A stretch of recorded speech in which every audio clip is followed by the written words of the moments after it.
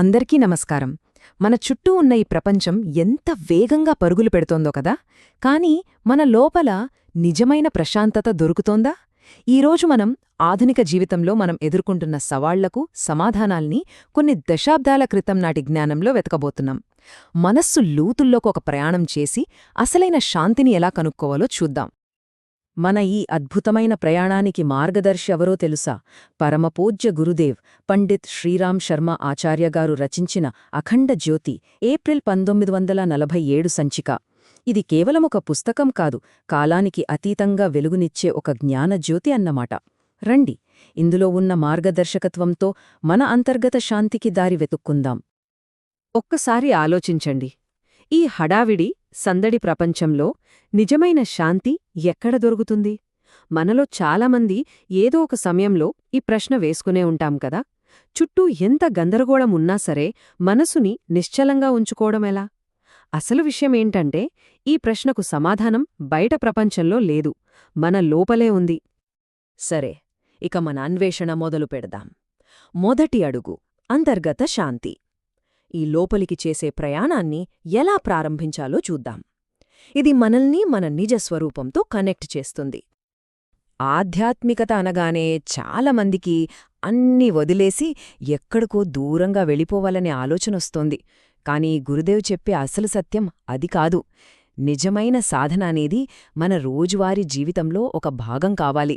అదొక పనిలా కాదు, మనం సంతోషంగా ఉండటానికి మనకు మనమే ఇచ్చుకునే బహుమతి లాంటిది. ఇది మన శ్వాసలాంటి ఒక అవసరమన్నమాట. ఇక ఈ ప్రయాణంలో అత్యంత కీలకమైన ఘట్టం స్వీయ అవగాహన మార్గం. అంటే మన గురించి మనం నిజంగా తెలుసుకోవడం. మరి సిద్ధమేనా? ఆత్మజాగరణ యోగం పేరు వినగానే ఏదో కష్టంగా అనిపించొచ్చు, కానీ ఇది చాలా సింపుల్. దీని అర్థం మనల్ని మనం మేల్కొలుపుకోవటం. మనం తరచుగా నేను అంటే ఈ శరీరం, ఈ పేరు, ఈ ఉద్యోగం అనుకుంటాం. కానీ ఈ యోగం ఏం చెప్తోందంటే, మనం వీటన్నింటికీ అతీతమైన ఒక శాశ్వతమైన, స్వచ్ఛమైన చైతన్యం అని తెలుసుకోవటమే అసలైన జాగరణ. ఇక్కడ చూడండి, ఈ తేడాను ఎంత స్పష్టంగా వివరించారో. మన శరీరం అది తాత్కాలికం, ఎప్పుడూ మారుతూనే ఉంటుంది. కాని మన నిజస్వరూపమైన ఆత్మ శాశ్వతమైనది, దానికి మార్పు ఉండదు. మన శరీరం, ఇంద్రియాలు భౌతిక రూపమైతే ఆత్మ స్వచ్ఛమైన చైతన్యం. ఈ చిన్న తేడాను గ్రహించడమే స్వీయ అవగాహనకు మొదటి మెట్టు. ఎంత శక్తివంతమైన ప్రశ్నలు కదా ఇవి! నేను ఎవరు? ఈ ప్రశ్నకు సమాధానం ఏ పుస్తకంలోనో ఇంకెక్కడో దొరకదు. మనల్ని మనం నిజాయితీగా ప్రశ్నించుకున్నప్పుడు ఆ సమాధానం మన లోపల్నించే వస్తుంది, మన మూలాలలోకి మనల్ని తీసుకెళ్తుంది. సరే, మనల్ని మనం తెలుసుకోవాలనే సంకల్పమైతే కలిగింది. మరి ఈ ప్రయాణాన్ని ఆచరణలో ఎలా పెట్టాలి? దీనికి అవసరమైన టూల్స్ అంటే సాధనాలేంటో ఇప్పుడు చూద్దాం. ఏ ప్రయాణానికైనా క్రమశిక్షణ అనేది పునాదిలాంటిది. అది లేకపోతే మనం ముందుకు వెళ్లలేం. ఇప్పుడు మనం తెలుసుకోబోయే సాధనాలు మన శరీరం, మనస్సు మరియు ఆత్మ, ఈ మూడింటినీ బలంగా తయారుచేసి మన జీవితానికి ఒక సరైన దిశను చూపిస్తాయి. ప్రాణాయామం. ఇదే కేవలం ఊపిరి పీల్చి వదలడం కానే కాదు, మనలో ప్రవహించే జీవశక్తిని అంటే ప్రాణాన్ని నియంత్రించే ఒక అద్భుతమైన సైన్స్. మనకు బాగా టెన్షన్గా అనిపించినప్పుడు ఒక్కసారి లోతుగా శ్వాస తీసుకుంటే ఎంత ప్రశాంతంగా అనిపిస్తుందో కదా. ప్రాణాయామం ఆ అనుభూతిని మన అదుపులోకి తెస్తుంది, మనసును నిశ్చలం చేస్తుంది. దీన్ని చాలా సులభంగా అర్థం చేసుకోవచ్చు. శ్వాస తీసుకున్నప్పుడు ఈ విశ్వములోని మంచి శక్తి అంతా లోపలికి వస్తోందని భావించాలి. శ్వాసను కొద్దిసేపు ఆపినప్పుడు ఆ శక్తిని మన శరీరం గ్రహిస్తోందని అనుకోవాలి. ఇక శ్వాసను వదిలినప్పుడు మనలోని చెడు, మనలోని మలినాలు అన్నీ బయటకు వెళ్ళిపోతున్నాయని భావించాలి. అంతే. ఉపవాసం అంటే కేవలం ఆకలితో ఉండటం కాదు, అదొక అద్భుతమైన క్లీనింగ్ ప్రాసెస్. మనం పండగకి మన ఇంటిని ఎలా శుభ్రం చేసుకుంటామో అలాగే ఉపవాసం మన శరీరాన్ని లోపలి నుండి శుభ్రపరుస్తుంది. శరీరం తేలికపడినప్పుడు మనసు కూడా మేఘాలు తొలగిన ఆకాశంలా చాలా స్పష్టంగా, పదునుగా మారుతుంది. మనం మాట్లాడినప్పుడు చాలా శక్తిని కోల్పోతాం. ఎప్పుడైతే మనం మౌనంగా ఉంటామో ఆ శక్తిని ఆదా చేసి దాన్ని మన లోపలికి మళ్లించగలుగుతాం.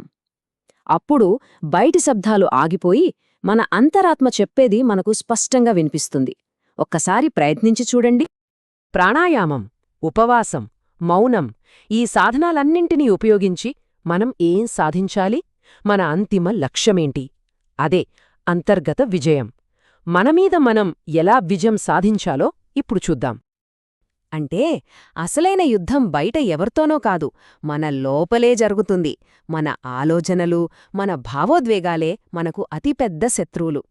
ఎవరైతే తమ మనస్సును అదుపులో పెట్టుకోగలరో వాళ్ళు దేన్నైనా సాధించగలరు. ఇదే ఆత్మవిజయమంటే. మన నిజమైన శత్రువులు బయటలేరు, ఇక్కడున్నట్టు మన లోపలే ఉన్నారు. కోపం, దురాశ, అహంకారం, వ్యామోహం, కామం ఇవే మన ప్రశాంతతను దొంగిలించేవి. వీటిని గుర్తించి వీటిపై పట్టు సాధించినప్పుడే మనం నిజమైన విజయం సాధించినట్టు.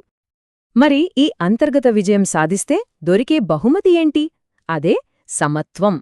అంటే జీవితంలో సుఖమొచ్చినా, దుఃఖమొచ్చినా, గెలుపొచ్చినా, ఓటమి వచ్చినా మన మనస్సు నిశ్చలంగా, ప్రశాంతంగా ఉండటం. అల్లకల్లోలంగా ఉన్న సముద్రంలో కూడా స్థిరంగా ఉండే ఓడలా అన్నమాట. వావ్! ఎంత అద్భుతమైన ప్రయాణం కదా! మనం ఇప్పటిదాకా నేర్చుకున్న కీలకమైన సూత్రాలను ఒక్కసారి గుర్తుచేసుకుందాం. ఈ 4 సూత్రాలు మన జీవితానికి దిక్సూచిలాంటివి. 1. మనం ఈ శరీరం కాదు, శాశ్వతమైన ఆత్మస్వరూపులం. 2. మన మనస్సే మన బెస్ట్ ఫ్రెండ్, మన వర్స్ట్ ఎనిమీ. 3. నిజమైన శాంతి స్వీయ నియంత్రణ నుంచే వస్తుంది. 4. జీవితంలో బ్యాలెన్స్, అదే సమతుల్యత చాలా ముఖ్యం. ఓకే, సిద్ధాంతాలు తెలుసుకున్నాం కదా. ఇప్పుడు ఆచరణ కోసం మన దగ్గర ఉన్న టూల్స్ ఏంటో ఒక్కసారి చూద్దాం. ఇవి మన టూల్ కిట్ అన్నమాట. ప్రాణాయామం మనకు శక్తినిస్తుంది. ఉపవాసం శరీరాన్ని, మనసును శుద్ధి చేస్తుంది. మౌనం మనకు అంతర్దృష్టినిస్తుంది. ఇక స్వీయ విచారణ అంటే నేను ఎవరు అనే ప్రశ్న మనల్ని మన నిజస్వరూపానికి దగ్గర చేస్తుంది. గుర్తుంచుకోండి, ఈ అంతర్గత ప్రయాణానికి ఒక ముగింపు లేదు. ఇది జీవితాంతం కొనసాగే ఒక అందమైన అన్వేషణ.